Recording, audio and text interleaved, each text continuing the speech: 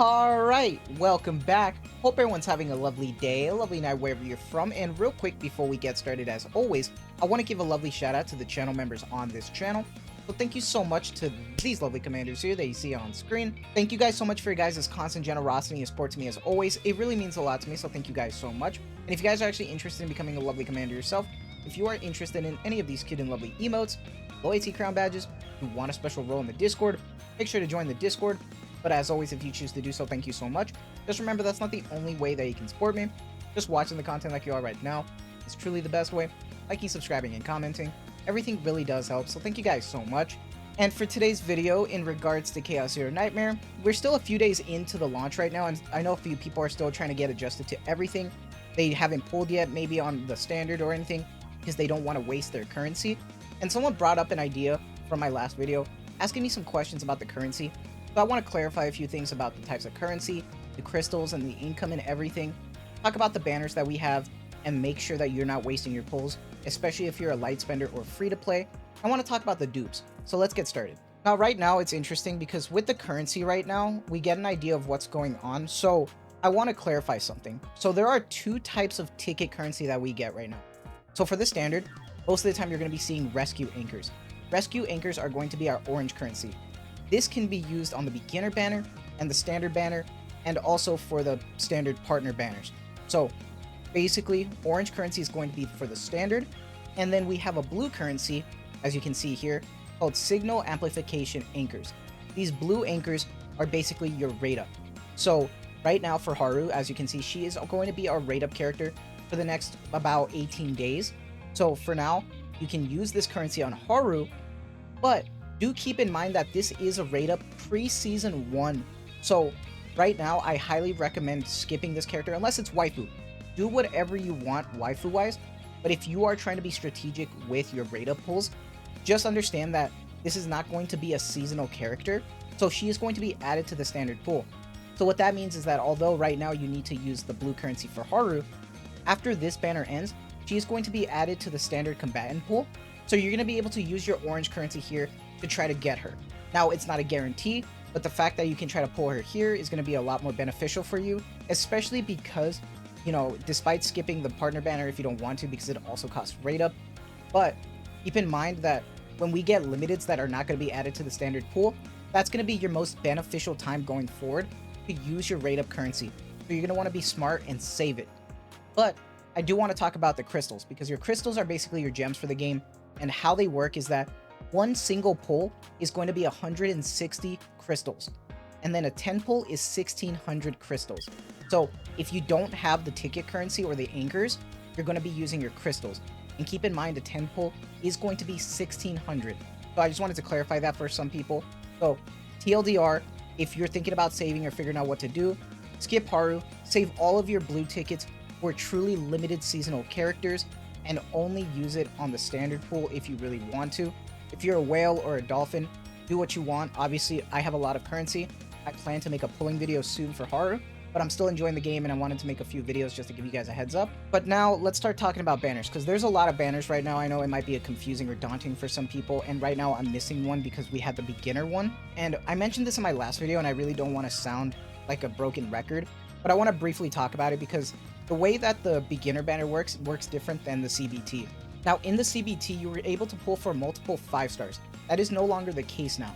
So when you're pulling on that beginner banner, even though they are discounted 10 pulls, so it only costs 8 tickets per 10 pull, you only can get 1 5-star. And if you get that 5-star early, there is no point in pulling on that banner unless you want to see if you get lucky to get another 5-star with the discounted pulls.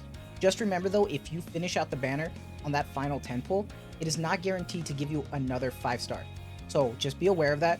Choose what you want to do with it, but also keep in mind that that beginner banner does not contribute to the combatant rescue merit right here. So the pity at 300 does not get added more from that beginner banner. So keep that in mind with what you want to do. Now, while we're here at the standard banner, I do want to talk about this. So I think that this banner is kind of straightforward. This is just a normal pull. After 70 pulls, you are guaranteed to get a 5-star. And the probability info is here, which is great. I actually really appreciate that they do this for you. They show off everything.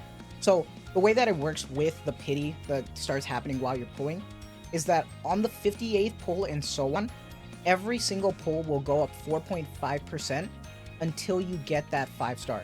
All the way until 70% where it's 100% guaranteed that you're going to get that 5-star. And then in terms of the 4-star characters, it is a 6% chance with almost a 13% chance with the combined pity as well. And every time you do a 10 pull, it's guaranteed at least one 4-star. And I just want to say, big ups on the 4-stars being really great in this game. I've been using a lot of characters right now. Lucas is a great fire character, and I've been using Mika a lot just because her AP gen. I really wish I got Maribel because I need that shielding sometimes, man. It's a pain in the ass. Now, I want to talk about the partners, but personally for me, this is going to be akin to like the weapons, and typically I don't pull on weapon banners or partner banners, so I'm just going to give them the 4-star equivalent, which is fine. But similar to the standard banners, it's going to be the same probability idea as the actual characters themselves. So on the 58th pull, you're going to get that soft pity all the way to 70 if you're unlucky, and it's a 100% chance with a 1% chance of getting the character. And similarly, it's going to be the same for the cards, the 6%, almost 13% chance. So keep that in mind. But now I want to talk about the rate up characters because there is a difference here. So right now, for the combatant rescue, there is a 50-50 added here. But with the partner rate up, there is no 50-50. It is stated right here that on the 70th rescue, the 5-star rate up target is guaranteed on the 70th rescue if you have to go all the way to 70. Still a 1%, so do keep that in mind. But there is a rate up on the 4-stars right now if you're pulling. So if you're trying to get more copies of Beryl or Mika, hopefully she can appear here more if you're pulling for Haru. But I mentioned before during that partner rate up that it is going to be no 50-50. It's guaranteed that you get it. This is different for Haru. So because we have the 50-50 here, unfortunately, it says right here, a 5-star target is guaranteed on the 70th pull with a 50% chance to obtain the 5-star rate up. So unfortunately, there is the 50-50 here, but at least it's not there for the actual partner banner, which I actually don't mind. I feel like that's a little bit different than a lot of other things. So I'm actually happy and I don't mind it. I'm tempted to maybe pull, depending on how my luck goes.